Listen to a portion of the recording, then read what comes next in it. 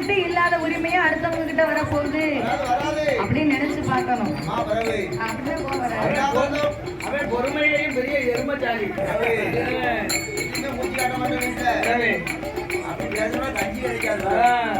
அப்பாட்ட பேச மாட்டான், பக்கத்து வீட்டுக்காரிட்டா நல்லா பேசுவான்.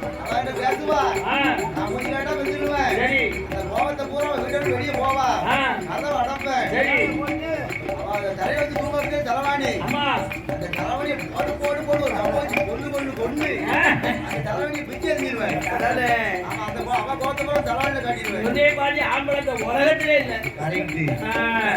அப்ப இந்த பார்வதா தேவி ஆண்டவன் சிவபெருமானிடத்திலே சொன்னார், நான் தெரியாமல் செய்துவிட்டு என்னை மன்னிக்க வேண்டும் இறைவா.